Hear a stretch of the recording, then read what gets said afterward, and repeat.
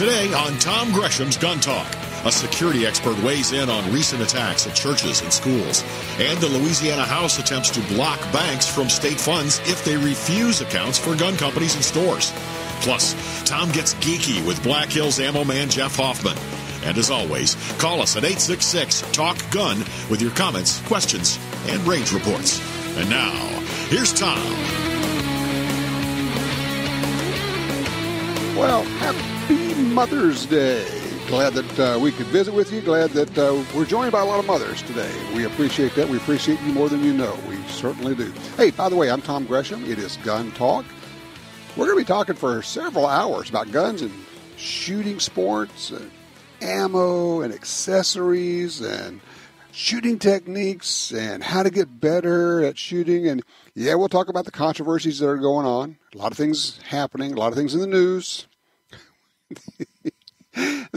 The gun ban politicians are up to their old tricks, trying to outdo each other and how nutty they get. Cory Booker, of course. Oh my God! I mean, well, I guess the good news is it's not going to be a factor. But boy, he's trying to go as far left and then go even farther on the gun ban front of requiring national registration, licensing, fingerprinting of every gun owner, photographing of every gun owner, all whatever it is, 100 million of us.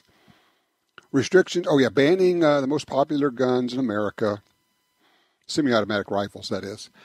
It goes on and on. It's kind of like the wish list of the gun ban industry. The Bloomberg, Everytown, Mom's Demand, the Brady Group. You put all of the stuff that they want, all of the bans that they want, and that's Cory Booker. That's what he's doing. And yes, there are, 21, 22 maybe people running right now on the Democrat side trying to get the nomination. Biden, the front runner, Shotgun Joe. God, there's a funny YouTube video out there. Somebody put together a music video of Joe. Basically, it's get a shotgun. You remember the deal where he was being interviewed and he said he told his wife, you don't need an AR-15. Just get a shotgun. That's all you need. And if somebody comes around, you just go out in the backyard, point that thing up in the air, get a double-barrel shotgun, shoot 2 shots up in the air. That'll scare them off. That's why I call him Shotgun Joe. Yeah, go out in the back and empty your gun. So now you do not have a loaded gun with which to protect yourself. Oh, yeah, and we also told him where you are. Cool. Good thinking there, Joe. Guy's got the brain of a tomato. It's unbelievable. Oh, my goodness. Oh, by the way, if you'd like to join us, we're open lines, 866-TALK-GUN, or just dial Tom Talk Gun. We just finished another week. We had, I guess, 2 weeks now, shooting Guns and Gear television. The new series starts in July on Sportsman Channel. It also runs, of course, on all our other video delivery systems. They call it OTT, over the top. Roku, Amazon Fire, Apple TV, YouTube, on and on and on. Also, of course, we're doing lots of live video, and you can check those out on our Facebook page. Look for Gun Talk Media. We have had a whole bunch of fun people coming in, showing us some cool guns. Some we're not quite ready to tell you about because of the lead time of television. They bring in guns that are not announced yet. They're not out yet, but we get to shoot video of them and play with them at all. There's some, how do I put this? There's some outrageously interesting things on the horizon, the near horizon.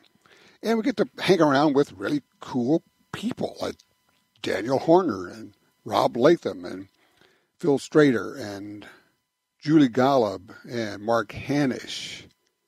It's just tons of fun. We learn a lot in the process, get to shoot with some interesting people. We did get to shoot the new, well, I say new, that's probably not a correct term, the reintroduced Smith & Wesson 610 revolver, 10 millimeter 6-shot revolver in 4 and 6.5 inch barrel. And here's the really cool part.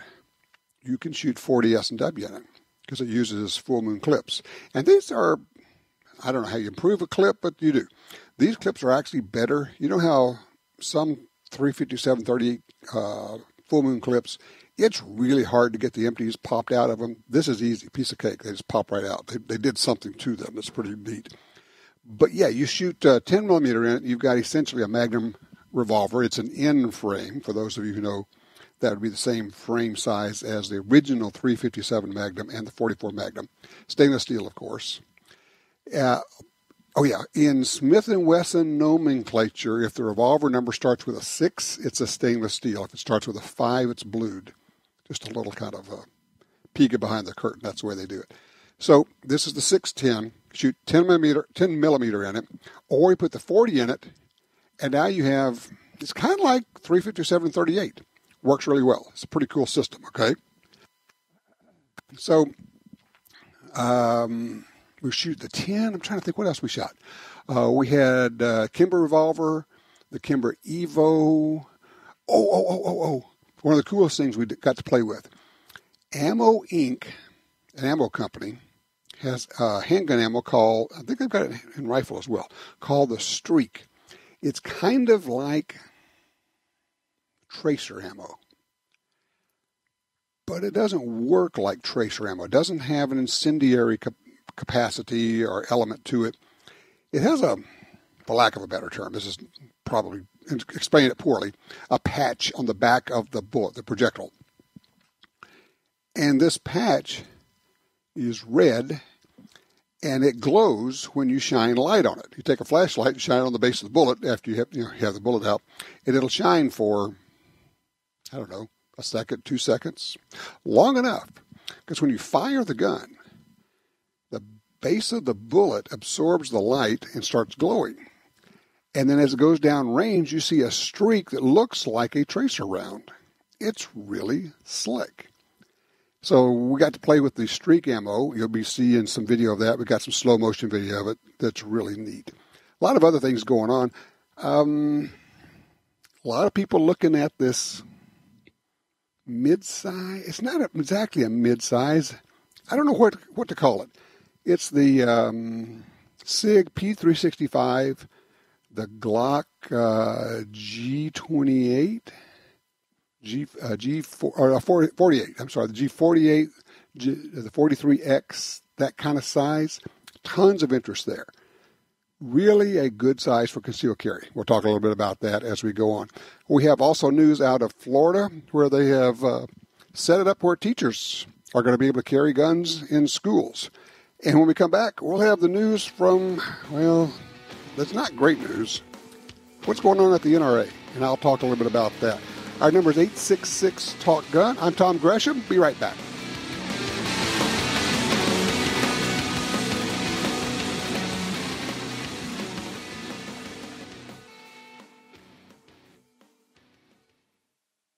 When you want the highest quality ammunition, look to HSM. Since 1968, hunters and shooters have counted on HSM ammunition. From the Pro Pistol Hunter Big Bore Handgun Hunting Line, featuring premium jacketed Sierra bullets, the Varmint line with more than 60 load choices, including those hard-to-find cartridges, or the new Tipping Point rifle cartridges, loaded with Sierra Game Changer bullets, HSM has exactly what you need. Find a store or online retailer at hsmammunition.com. For more than 70 years, Timney Triggers has been enhancing the shooter's experience. Whether it's a local competition, a day at the range, or even the hunt of a lifetime. Setting the standard in aftermarket triggers, Timney is now producing more than 170 models of triggers for bolt-action rifles, shotguns, AR rifles, and semi-automatic rifles. Proudly made in the USA since 1946. Find your new trigger at TimneyTriggers.com. Since 1937, Ducks Unlimited has led the charge on wetlands and waterfowl conservation.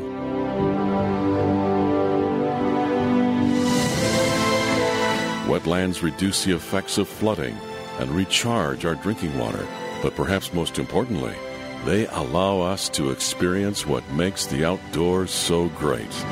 Band together to rescue our wetlands. Introducing the all-new St. Victor from Springfield Armory. Our versatile line of battle-ready configurations designed for serious shooters and built on the rock-solid St. platform for unwavering reliability. Available in carbine-length rifle, SBR, and pistol configurations, each St. Victor is purpose-built and loaded with features to deliver ultimate performance under extreme conditions. The all-new St. Victor from Springfield Armory. Never a victim. Always the victor.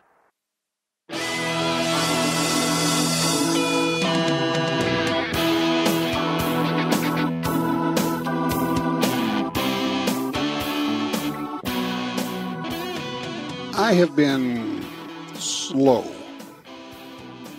to get really into the NRA mess, mainly because I want to find out more about it, what's actually going on. We're starting to peek behind the curtain, get a little bit more information. If you remember at the NRA annual meetings a couple of weeks ago now in Indianapolis, Colonel Oliver North, the president of the NRA, left the annual meetings and flew home. There were reports that he resigned. He didn't. He just wasn't reelected as president. He's still on the board. But the reports were coming out. People were starting to find out things, what's been going on. A little background here. 20 years ago, maybe. This is really background, way back.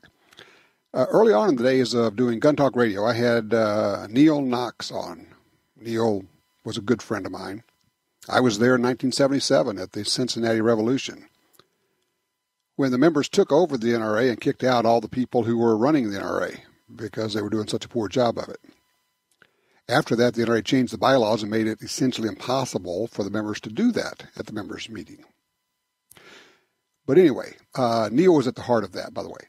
So I had Neil Knox on the radio show about 20 years ago, and I immediately heard from Marion Hammer, former president of the NRA, the maven of Florida gun rights, telling me that I was now on the NRA stuff list. Can't say that on the radio. I think I still am. I know there are key people at the NRA who will not come on radio with me. I am persona non grata and have been for many years there, which is weird because, of course, as you probably know, I keep encouraging people you need to belong to the NRA. In fact, it was about 4 years ago, I did a special promotion for them, and in a 7-week period, just Gun Talk Radio, we got them 17,000 new life members at $300 per. That's about $5 million. And no, I did not get a commission on that, not a dime. Okay, I did do recruiting for them, where you put a little link on your website. And when people would join the NRA through that, you'd get $10 off of that. I took that money.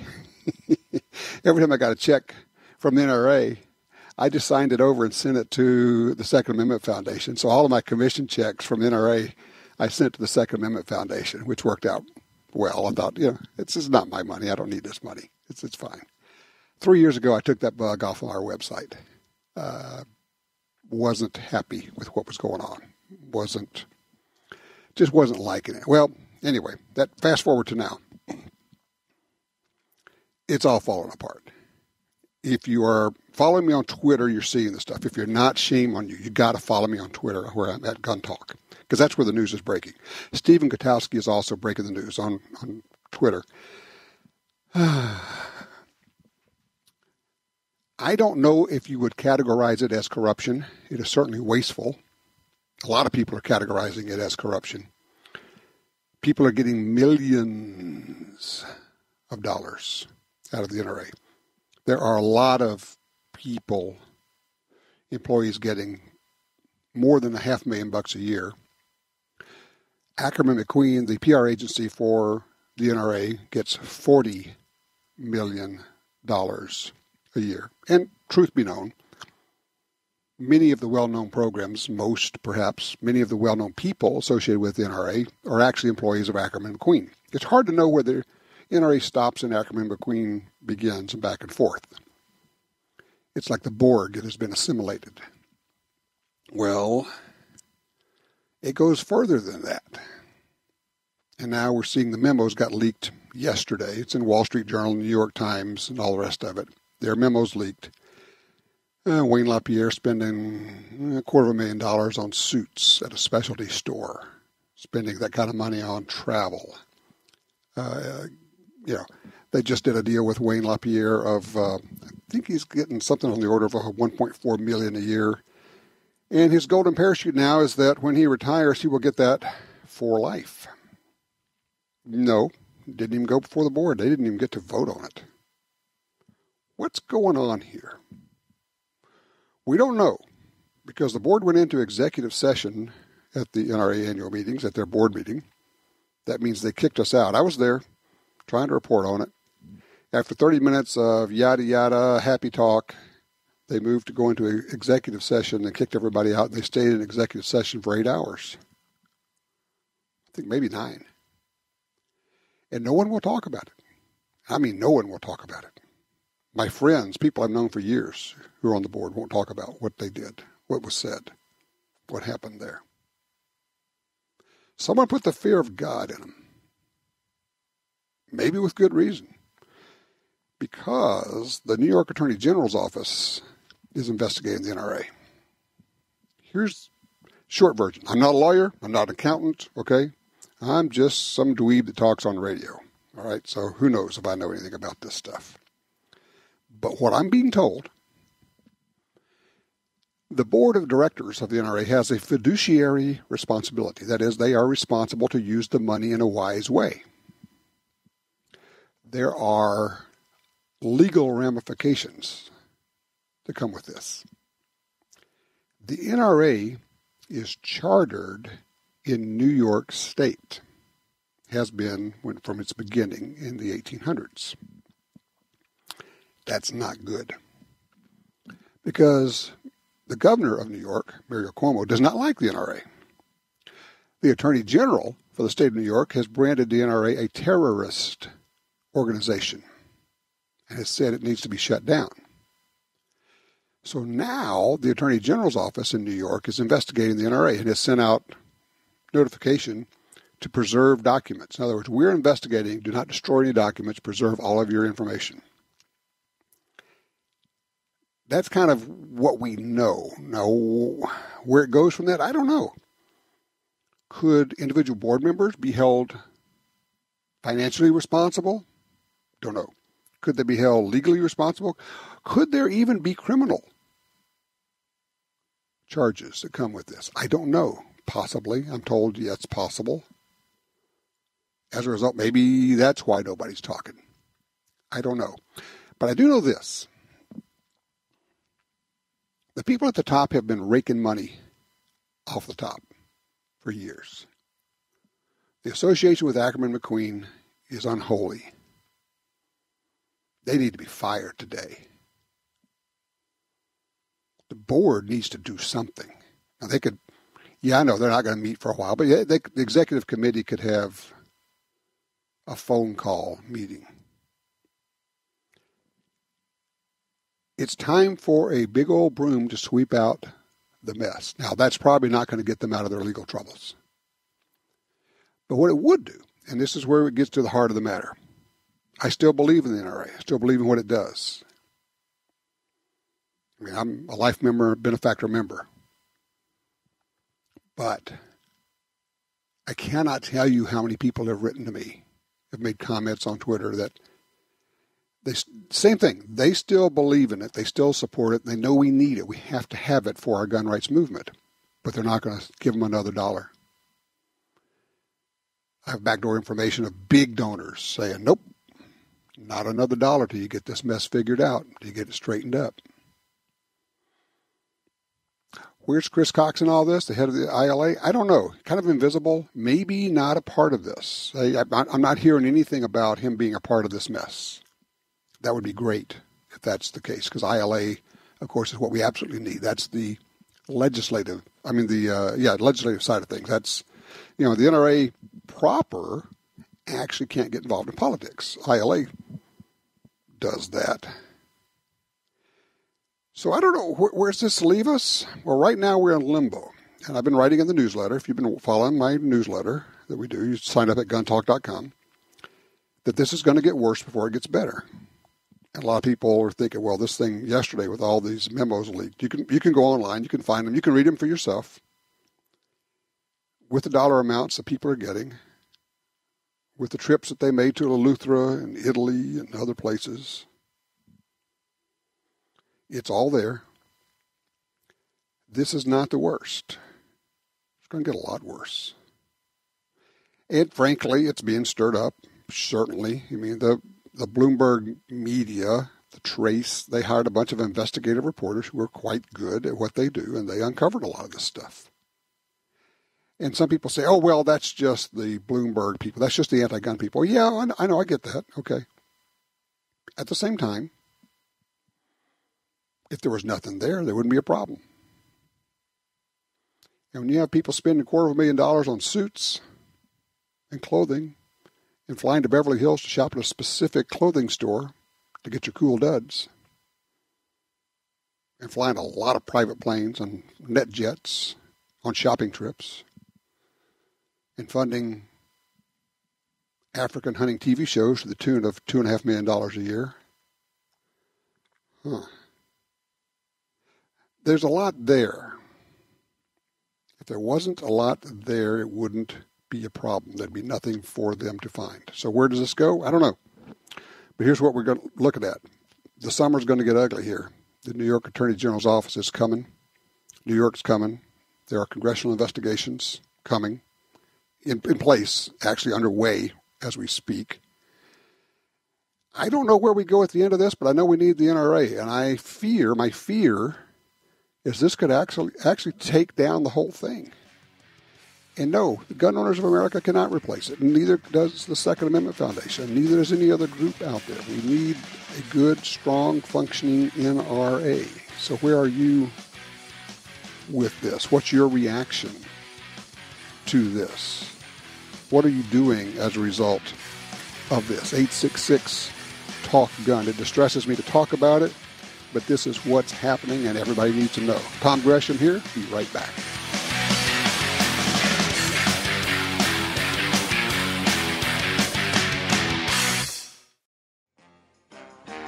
Good morning, Mr. Gresham.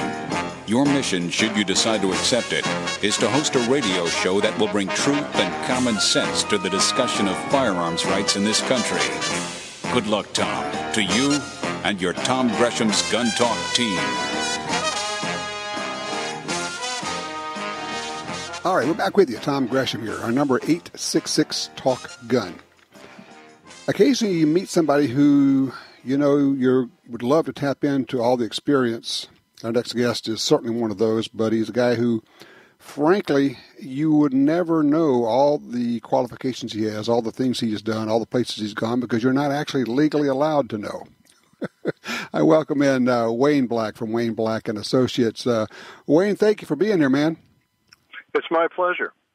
All right. I mean, just a brief background, 40 years of professional security experience working for three-letter agencies and other groups. Fair enough? That's fair. Okay. I never know exactly how much you can talk about the stuff that you've done or who you've worked for. Well, I'm happy to talk about whatever we can, Tom. Thanks for having me, though. Okay. Absolutely.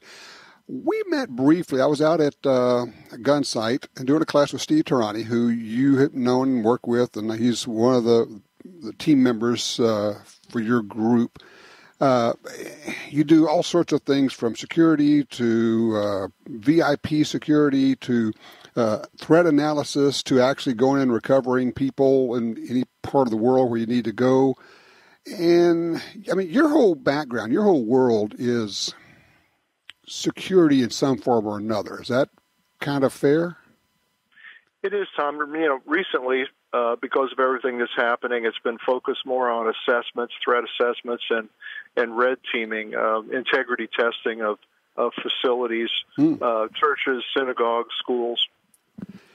And you're based in Florida, and when we met, one of the things that just was like top of mind for you was the Parkland shooting in Florida, and you have an interesting take on that. And some of this is out there for people, but if you would, because a lot of people say, well, it was a failure of this or of that, but you started going through it. It was like this huge failure on all levels, but where does it end up landing for you?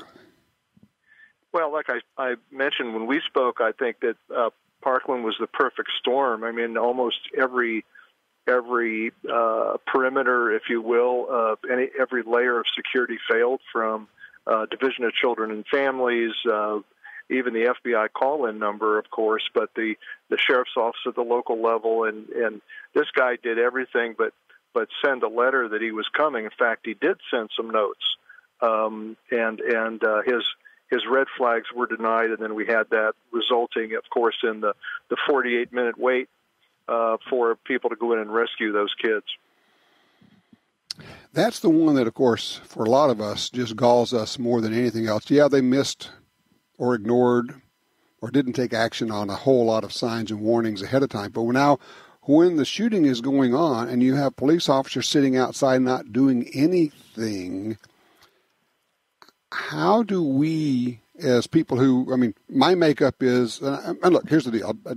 We have not had this conversation, but I've told my wife before, look, my deal is I'm not going to go, I'm not there to help the world, but if it's a school, I'm going in, even if it means I'm not coming back. And she knows that going in. That's just one of those deals that I'm going in to see what I can do to help. How do we make sense of or wrestle with police officers sitting outside and letting these kids get shot? I don't know, Tom. Since that happened, though, when we've done assessments at schools that have private security companies or private security officers, we've asked them that question based on what happened in Parkland. And most of them will say, of course, I'm going in. Some of them, surprisingly enough, that work with a couple high-end security companies in the United States will say, well, our lawyers are telling us that we're going to stand by outside and wait and secure the area and support police. So even today, even after Parkland, not everybody's going in. Wow. Well, okay, you've done this in much tougher situations than that all over the world. You worked with, the best teams that exist on the planet. What's your take for somebody who, say it's somebody like me, okay? I've never been in the military, never done with the kind of stuff you've done, but I've been through several classes at Gunsight and other places. Can a person like me, and you have a pretty good sense of what that skill level would be effective? Of course you can. You can make a difference. But look, since you've been at Gunsight, you've got the training, you know what you're going to do, you've had that cognitive training that you've thought about it. It's those of us that don't think about whether we can do it that are going to pause and have that delay at the time. And as you know, Steve Tarani talks about normalcy bias and recognizing the threat. So you're already past that. You've trained and you know what you're going to do. What can the average person do to help himself or herself be ready for something like that? Well, I think they can train. They can think about it. In terms of the bigger picture, though, if you've got kids at school, ask your school, what have you done? What's your plan? We always say if you have to deal with somebody at the front door with a gun, you really don't have a plan, and you're about half in trouble at least. So what's the plan? Who's the security guy at the school? What's the perimeter plan, layers of security, choke points, meaning limited access coming in? What do you do about troubled kids, about referrals? Those kinds of things. We're not in a position where we can, deny things are happening. As you and I talked about at Gunsight, I said the chances of this happening again at a school in the United States are 100%. And I'll tell you that again today. The chances of another one are 100%. It's how we handle it and how we try to prevent it that makes the difference. Amazing. We're talking with Wayne Black. Wayne, hold on a second here. I got to take a quick break here. We'll come back and talk a little bit more about this. What can you do? What can each of us do? And also get some insights and some of the benefits of Wayne's extensive background in various levels of security around the world. Tom Gresham here. It's Gun Talk. Be right back.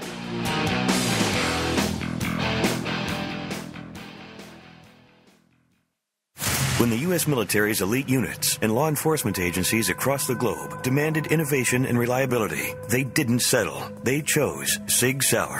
When world champion professional shooters demanded precision accuracy, they didn't settle. They chose Sig Sauer. So it's no surprise more and more civilian gun owners are refusing to settle for anything less. They're choosing Sig Sauer firearms, ammunition, electro-optics, suppressors, air guns, and training. Sig Sauer. Never settle. 36 years, the U.S. Sportsmen's Alliance has been fighting to protect hunting, fishing, and trapping for sportsmen from coast to coast. Today, we are under constant attack from extremist animal rights groups who want to end your ability to hunt in the U.S. Join us to protect our sporting heritage and our way of life outdoors. To join or for more information on how you can help, go to ussportsman.org. That's ussportsman.org. Want great deals on guns, ammunition, and gear? Download the free Gundealio app today. With Gundealio, you can search for deals, listen to the Gun Talk podcast, watch gun videos, read gun news, and get notifications right to your phone about deals and special offers. Save money on the products you want from the companies you love. New deals, discounts, and rebates added daily. Gundealio, available for free in the App Store and Google Play.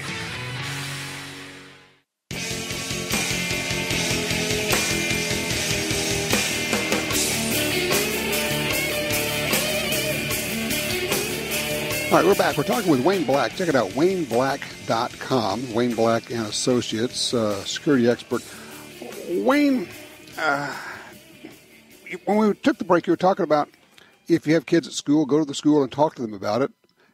My impression is that a lot of folks at schools will say that's our job, that's not your job, you don't have a need to know. Well, if you're a parent, you do, and the schools that have a plan, I can tell you, the ones that have a plan will tell you about the plan. Will tell parents about the plan at least, not the details, but do they have a lockdown plan? Do they have a shelter in place? I mean, you can tell by walking in your kid's school and look at the doors if they have a plan. Are the windows able to be blocked off for view? Is there a good lock on the inside of the door? Those kinds of things, just basic. As we discussed before, the guy with the best plan wins. So that's what it's all about. And what's their perimeter plan? What are they doing about the parking lot to keep it from happening, you know? I mean, they're good questions. Is there anything you need to do as a parent to brief up your kids as to what role they might play or what they should do if something like this goes down? Well, probably just listen to the advice of the teachers. Again, it goes back to if you have a plan. Look, we're required to have fire alarms at schools in the United States, and there hasn't been a child burned in a school, I think, since 1947, 1948. So we have these fire drills all the time. Most schools do not have active threat drills, active shooter drills, so they should have those. But I would ask my child, have you had a lockdown drill? Does the teacher have you hide in the corner? Interesting. Tell people about your business and what you do. Well, right now we're doing, since 9/11 happened, things have really changed. We were primarily investigative, and then now I guess we're probably 90% security related. We're doing assessments at synagogues, private schools, churches, those kinds of, some corporations, having them harden the target, showing them how to do it, writing RFPs for them, requests for proposals from camera companies and things like that. We're protecting a few people as they travel internationally today, but we're busy. You can just imagine. Yeah, I mean, evil's always out there. It's not like, it's worse than it used to be. Is it more a case of we know about it more than we used to? Well, I think there's more of it. We're more sensitive to it. Anti-Semitism is on the rise like I've never seen it before. Those kinds of things are happening. We're training private school security officers in quarterly firearms. That's the other thing we're doing to be able to get them certified to carry through their big insurance companies and things like that. You'd be amazed at the first qualification levels. Well, you go to Gunsight, and most police departments, qualify once a year. Some of the teams and police departments, the tactical teams, shoot all the time, and that's good. But by and large, most police departments qualify once or twice a year. I guess the bean counters think for some reason, Tom, it's cheaper to bury an officer than it is to train them. But that's what's happening. It's a shame. I am convinced that they do the math on that, and they say, it would cost us $10 million a year to really be training up our officers throughout the year, and for $5 million, we can bury an officer and take care of the whole deal. So it's just cheaper. And that sounds terrible and callous, but I am absolutely convinced that somebody's doing the math on that. No, I think you're right. Well, you see it. You're a shooter. You see what just the change that people go through between the first day and the fifth or sixth day at the range, how much better they get. And then as they walk off the range, those skills start to depreciate until the next time they train. They really do. I mean, I don't know what it is. If it's like the next day you're at 99%, the next day you're at 98%, but it's definitely going down if you're not doing anything to hold what you had. That's correct. So, as an individual, just person, you're talking to somebody who's kind of tuned up, because Gun Talk listeners are kind of interested. They're into it, whether at various levels of training. What would be your advice to the average person who says, I got a concealed carry permit? What does he or she need to be doing in terms of either training, awareness, avoidance, all the rest of it?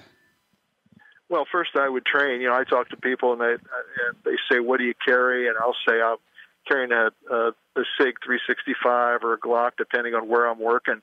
And then I'll ask them, what do you carry? Well, I carry a Kimber, but it's in my glove compartment, or it's at home. So it doesn't do you any good if you don't carry it. So I would train with the pistol that I carry and carry it like I do when I'm training. So if you're carrying a concealed and inside the waistband holster, I would train at the range like that.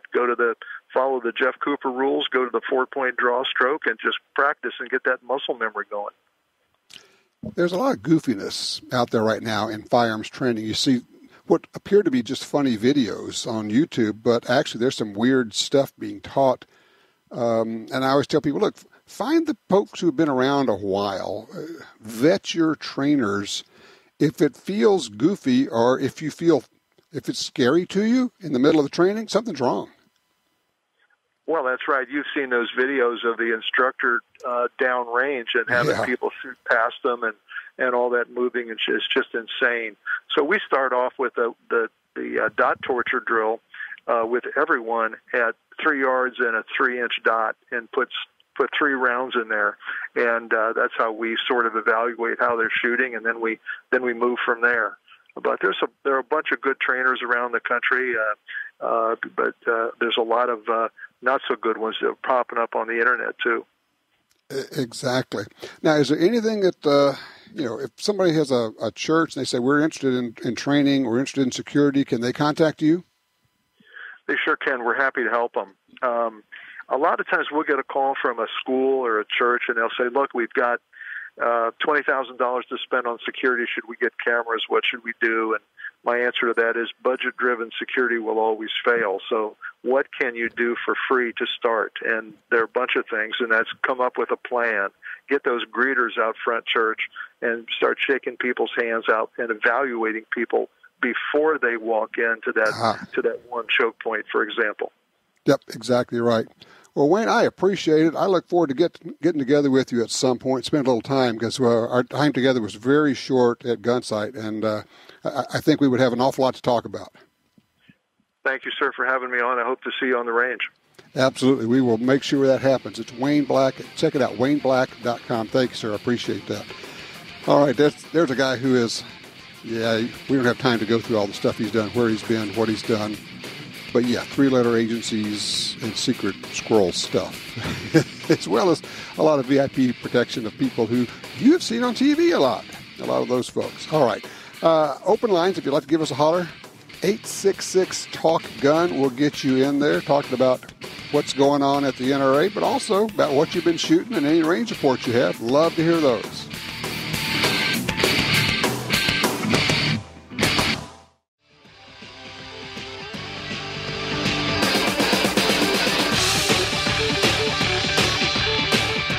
Some moms are into flowers and chocolates and bears for Mother's Day, and that's fine for some moms.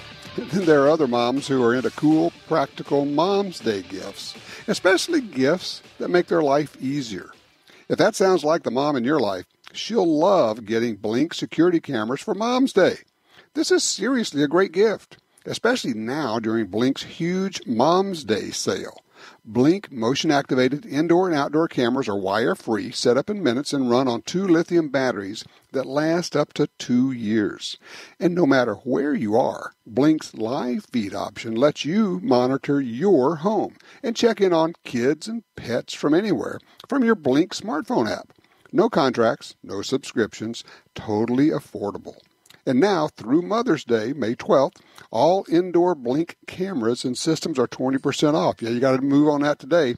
20% off. Home security just got easier. Get the perfect Mom's Day gift at blinkprotect.com/sale. blinkprotect.com/sale. That's blinkprotect.com/sale. Line 3, Vance is with us out of Reno, Nevada. Hey, Vance, you're on Gun Talk. Good morning. Yes, sir. Well, it's good afternoon there. Anyways, I got a question after watching a documentary that I was referred to about illegal guns, illegally manufactured and imported guns from Underground Inc. was the documentary. And they got to a segment, it's done by National Geographic, but they got to a segment that dealt with the gun shows and the so-called loophole. Right. Now, I go to the gun shows here in Reno, not all of them, but I think I know what goes on. Mm-hmm. And I've listened to you previously when people have brought this up. As I understand it, vendors, licensed vendors, and somebody like me purchasing a firearm, there is a background check before that firearm leaves that show. Correct? All right, here's the short version. There is no such thing as a gun show loophole. All the laws that apply outside of the gun show apply inside a gun show. So if it's a licensed firearm dealer and they're at the gun show, and of course gun stores, gun dealers are required by law to do the background check, they have to do it at the gun show. If it's a private individual who does not have to do a background check when he or she sells a gun, and that person is at the gun show, the same laws apply there. They don't have to do a background check. There are, however, some gun shows that on their own have said any gun being sold at the gun show, there has to be a background check done on it. And they set it up and make some form or fashion, they make it possible for you to do a background check there. But there is no loophole in the law that says the laws are different at a gun show than anywhere else. They're exactly the same as anywhere else in the state. So what National Geographic put out, as usual, for the past 30 years, is a bunch of hooey. It's a bunch of lies, yeah. And they know the difference. They know that it's not true. And because it gets pointed out to them all the time. And they keep putting this out because, look, here's the deal. The reason they do that is they want to end gun shows. They want to make sure that they want to end private sale of guns. That's what the whole so-called universal background check is about, is to end the private sale of guns, so all gun sales must be approved by the federal government. Even when you loan a gun to a buddy for the weekend, you have to get the permission of the government to do that. And then when he gives that gun back to you, you would have to get the permission of the government for him to give you back the gun. That's what's happened in all these states where we've had this so-called universal background check implemented. It has nothing to do with safety or security or crime prevention or anything else. It's all about it is clearly about banning the private sale of guns. Once again, there's no such thing as a gun show loophole. Tom Gresham here. Be right back with more Gun Talk.